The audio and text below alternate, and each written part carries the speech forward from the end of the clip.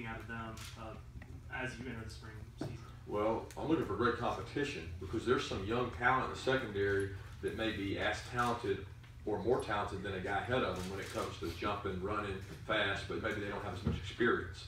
So there's great competition there. We told them yesterday, nobody's job's safe on defense or offense. This is totally going to be a competitive environment where every position is up for competition, and if you don't compete every day, then you'll be moved. And we want to create that competition. I think competition breeds a little more success. So we're going to challenge those guys in the secondary to compete out there. And the guys that have been around and played a lot of snaps, they have no guarantee of keeping those snaps because there's some talented guys behind them, and we're going to let them play. Keep it simple for them and let them go. Kirby, how much continuity do you expect on defense given Jeremy's background with you guys at Bama and with Mel Tucker's diversified background in the NFL? What will he tweak or change? I hate to put a percentage on anything. There's a lot of verbiage that has stayed the same that I'm very comfortable with, that Mel's comfortable with, that overlap with Jeremy. Now, there's also certain things that we had changed since Jeremy left Alabama that we have now brought here. So to say 50-50 might be accurate right now. We've only gotten through really day 1, day 2, day 3 installs. So there's a lot of continuity there, but I'd say it's probably 50% is the same, where the kids are going to hear that and say, oh, I know exactly what that is. Oh, wait a second, what does that word mean?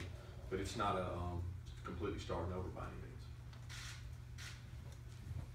Kirby, when, as a defensive coach, each week y'all prepare for the game by looking at film and really seeing what tendencies are. Have you kind of had to do this with this coach as far as, with this team, as far as really trying to see what some of their good habits are or bad? How have you kind of caught up with knowing what you have? Well, first off, we gave them all a clean slate.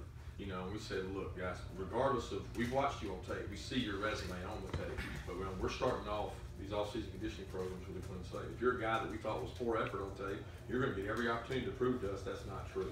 So we're going to take you at what you do. What you do on the field is going to tell us a lot more about you than what you've done in your past.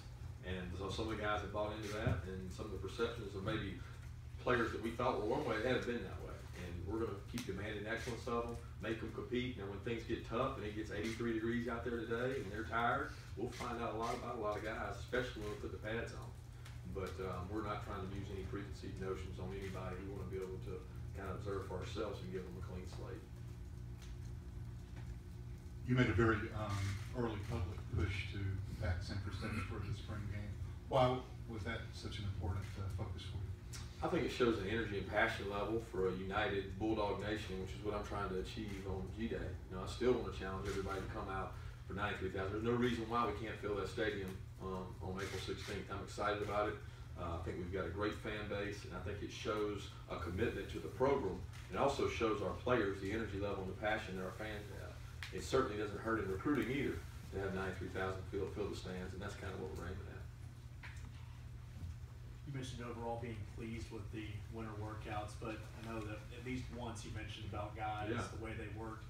Is it safe to say those instances have been few and far between? I would say it's off and on. I'm pleased with where they are now. I'm not pleased with necessarily the way that we got there throughout. There was bumps and bruises, and there were days that were better than others. I think that's the case anytime. If you're honest with yourself, every day is not a good workout. And if you think that's the case, then you probably got a little bit of fool's gold. And the days that we didn't have good workouts, I made sure I let them know that. It's important they know that. I think one of the best things you can do for an athlete psychologically is give them instant feedback.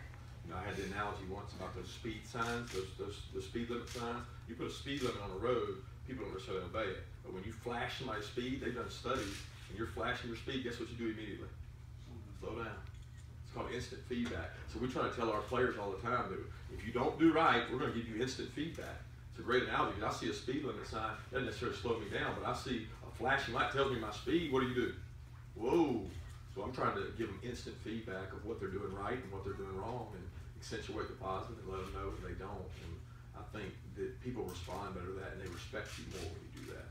So that's what we're trying to do as a coaching staff with our guys. Coach, how many days do you anticipate full pads in spring, and also status report on Nick Chubb? Great question there. NCAA has rules for us. We're going to be 3 helmets and shorts where we can. And then every time we scrimmage, we'll end up being, so that leaves I think 12 other practices where we'll either be in full pads or we'll be in what we call shells, uppers, and some form of shorts. So the 3 days we're required to be in helmet and true shorts. We'll adhere to those 3 days, and then the other 12 we'll get after. As far as Nick goes, guys, this guy's working tremendously hard. He is dead on schedule. If you ask Ron, he'd probably be a little bit ahead of schedule as far as what we expect of him.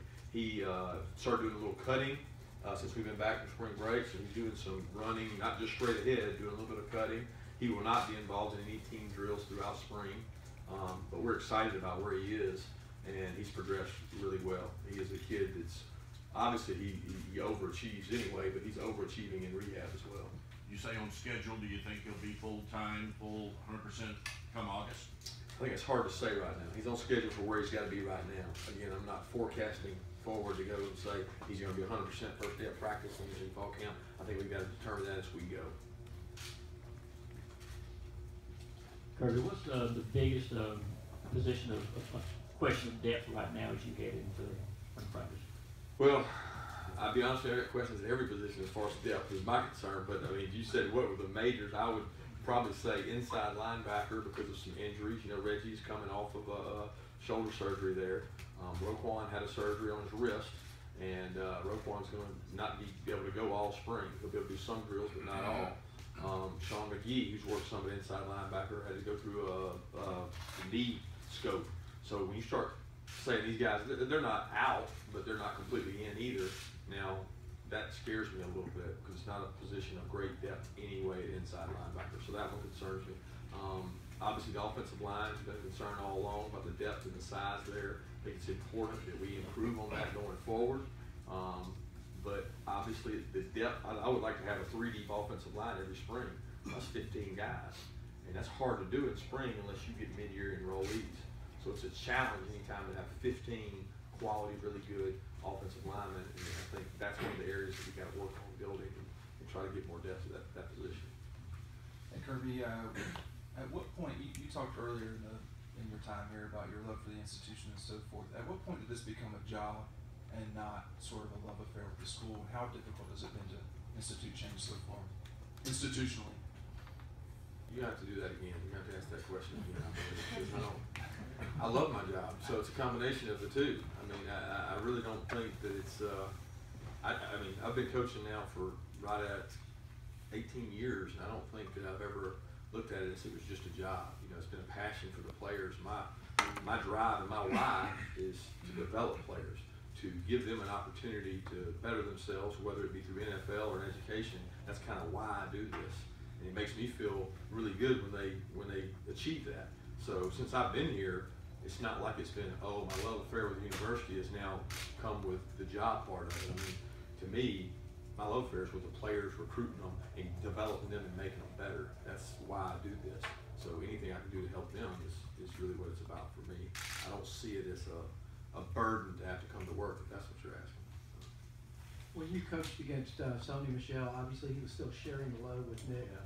How did you see him on film evolve as a complete back and kind of a workhorse? How have I seen him evolve? At the time, he was used more as a specialty out of the backfield, receiver out of the backfield. So we didn't get to actually see him. I mean, we played him early in the year, so when I saw it, he was more of a change-up pitcher to Nick. I mean, you had the Thunder, and then you had Sonny coming in there with quickness and lightning. So I didn't get to see the actual change, but I know throughout the year, he took on a much greater workload, and he was able to handle that, which was a great blessing. And we're hoping that he's up to the challenge again, and obviously we want Nick back. We want every healthy back we can get. And I do think he grew as a runner because more was demanded of him. So he grew as a runner, and he was not just a specialty free release guy, angle outside of the backfield. I mean, he became more diversified, which is important to him.